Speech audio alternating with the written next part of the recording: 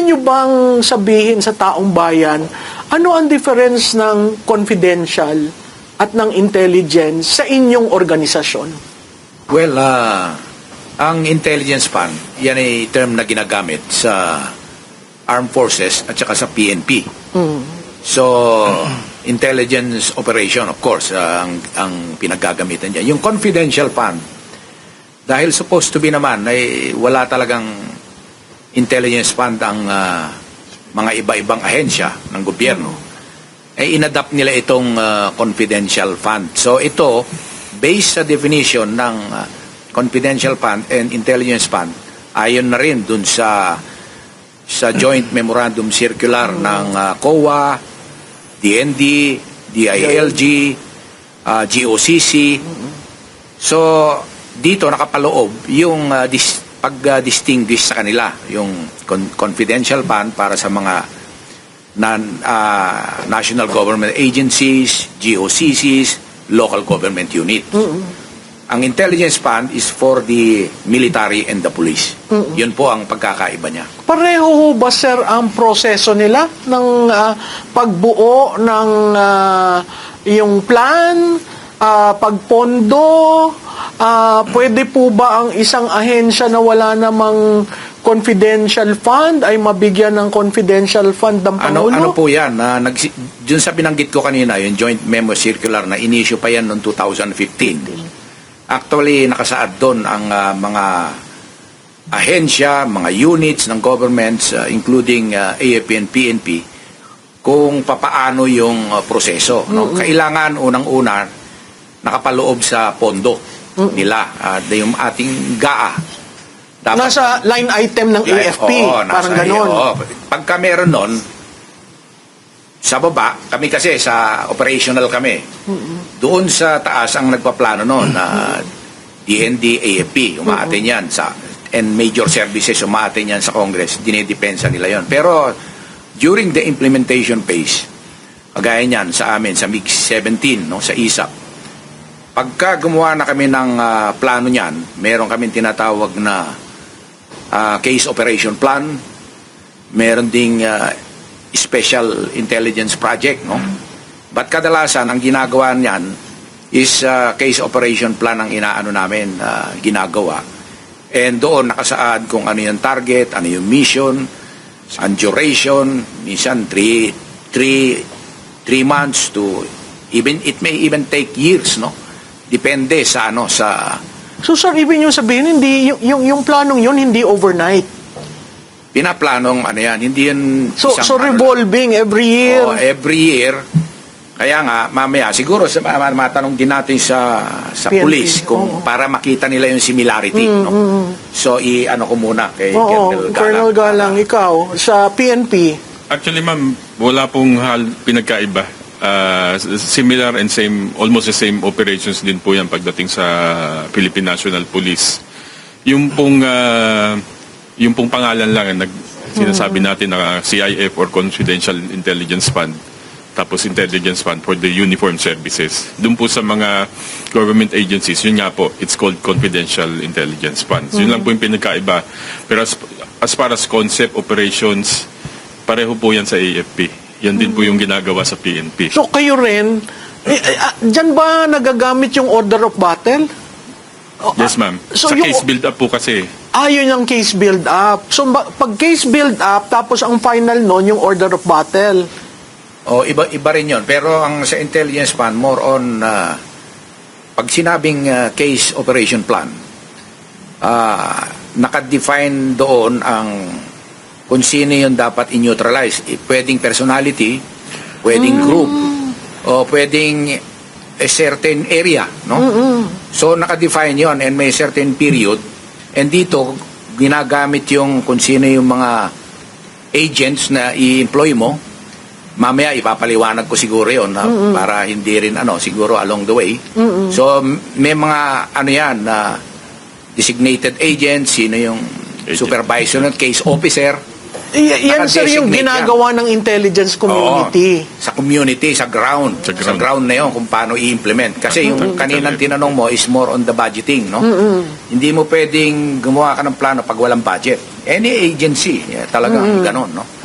Military ka man, police o ahensya ng gobyerno, hindi ka pwedeng gumawa ng action mo without appropriate budget. So sir, point blank, yung binigay kay BP, may plano yon?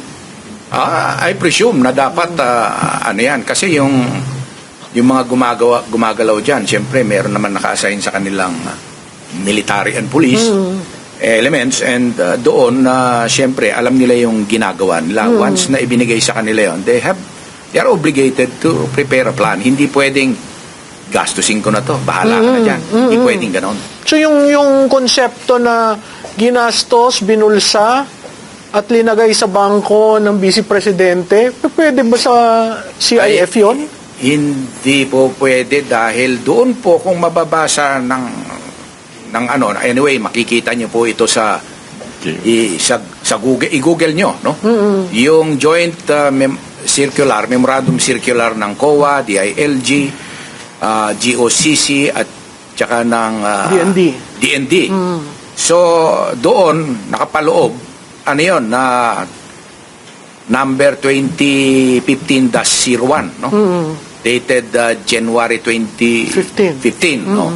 Makikita niyo po doon yung proseso, kaya imposible na magamit yon at maibulsa dahil kahit na confidential po yan, ino-audit po yan. May audit system po doon. Meron po ang COA. chairperson ng COA, yung tinatawag na Intelligence and Confidential Fund Audit Unit. Audit unit, yeah. So meron doon na kailangan isubmit yan ng ahensya doon sa naka-report, sealed envelope, tapos doon. Pero hindi doon nakasaad kung code ang nakalagay doon, code lang talaga yon.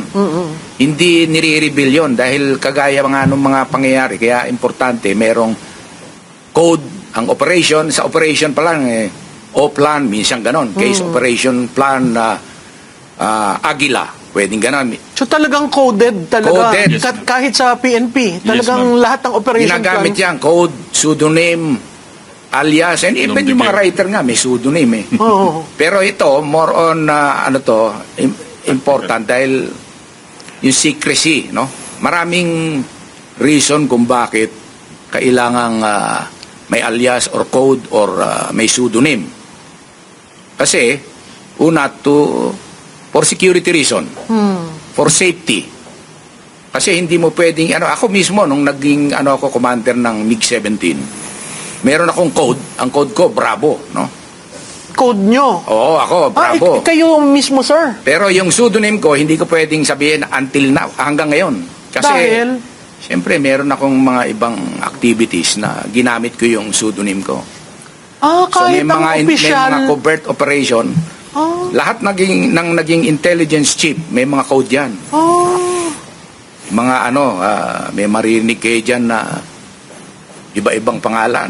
Sultan, Jasper. Pero ang nakakakilala lang, sir, yung mga katrabaho mo. Katrabaho. Oo. Hindi, kahit na i-report yan sa COA, hindi linalagay yun. Sino tong si... At hindi tinatanong ni Hindi COA na... tinatanong yun. Oo. Basta na-comply mo yung mga requirements doon, paano ginastos, including mga cash advances, merong requirement yan. Oo. Basahin niyo po yun. Sinabi ko kanina yung Joint Memorandum Circular. Pakikita niyo po doon. 33 pages Hindi lang. pwedeng ibubulsa lang yung basta-basta. May audit system. Sir, sa pulis, ganyan na ganyan din? Yes, ma'am. May alias rin? Meron po. Minsan alphanumerics ang ginagamit namin. Pero compartmentalized nga po yun. Kagaya po, I'm just speaking for myself kasi merong nakaseparate kami na unit nun eh. Kami po nun, we're under Rio 20, Regional Intelligence Office 20. Hindi ko pa sasabihin kung saang unit yun nakadeploy. So kahit yung mga ganyan, internally lang kayo ang nakakaalam. Yes, ma'am. So mahirap na ibuklat mo sa public ang lahat na ito. Yung operational, wala pa nga tayo dun sa mga alias-alias. Pero yung proseso ng AFP, proseso ng PNP, pagdating sa intelligence, talagang hindi Basta sinasabi. yan. May prinsipyo kaming sinusunod, yung tinatawag na the need to know basis. So doon sa ahensya mismo, halimbawa sa ISAP, Hindi lahat doon nakakaalam din nung nung mga codes na yun. Parang pag mababa ang pay grade mo, hindi ka pwedeng magtanong. Need to know eh. Oo. Ay, kahit na hepe, minsan hindi, mas senior, hindi nila pwedeng alamin. Mas alam pa nung sarhento. Ayun, yung mga ganon. Sir, punta tayo dito sa impeachment. Bakit ang Kongreso, ang House of Representatives, hindi ba nila naiintindihan yung inyong mga proseso sa intelligence? Bakit pa ilan beses sinasabi na kailangang malaman sino si Grace Piatos? Gusto nilang malaman, pati ba handler, pag reveal mo si Grace Piatos, pati handler, mapapareveal sa kanila? Ayun na nga, yun yung mga ganon. Kasi maaring yung iba doon, alam din nila ng mga ibang congressman, hindi naman sila mga bobo eh. Yung iba naman, talagang naib, hindi nila alam talaga. No? Pero karamihan sa kanila, alam din nila yon. So yung paghahanap sa PSA ng mga pangalan na ito, Yung paghahanap na yun Optics. propaganda, optics, optics. Mahirap nang sabihin, no? Baka sabihin, ini-speculate natin. Pero hindi na dapat yun eh. Tsaka may audit system naman. Unqualified nga yung ng COA. Wala, sir, na audit na negative talaga when it comes to confidential and intelligence fund. Usually yan pumapasa. Usually, basta in compliance ka doon sa mga requirements. And the requirements, kung titignan mo, talagang properly accounted. Yan ang importante yun. Kagaya sa and even hindi confidential fund, kahit ano lang na budget, pagka ginamit mo yon, kailangan mo ng kung paano mong Liquidation. ma-liquidate. Iba yung na-obligate, iba yung na-liquidate. Yun pa ang problema ng iba eh. Hindi nila na-distinguish yun. Yun nangyari nung 11 days, yun ang liquidation Process yun. Kaya siguro mabilis, no? Pero earlier on, dahil nakaprograma na yan, August anticipate na, nagawa na yun. Na-obligate na. Kumbaga, encumbered na siya, nakatutok na siya, allocated na siya. Isa ko pang tanong, dapat ba cash ang binibigay? Ma'am, yun pagdating po kasi sa ganyang operations, siyempre ang iniiwasan po natin yung tinatawag natin na yung mga document traces, backtracking. So, marami pong transaction on the ground. Usually po, talagang cash basis yan. Para hindi po na-trace yan. Lalo na po security nung mga ating mga informants. So, security nung nagbigay ng cash at security nung tumanggap. Interesting yan, ha? Hindi, ma'am, kasi yun eh. Kumbaga, siyempre po, proteksyonan mo rin yung informant mo eh. Sa akin nga po yung experience ko when I was once a chief of police dun sa Bicol, I had informants who were former yung tinatawag na RR, mga rebel returnees. So ito pong mga tao na to, syempre tinutulungan nyo po yan and you cannot give them yung merong documentation kasi makikita at malalaman eh kung sila tumutulong sa'yo hindi. So mostly po on transactions talaga dyan on the ground is talagang cash basis po yan.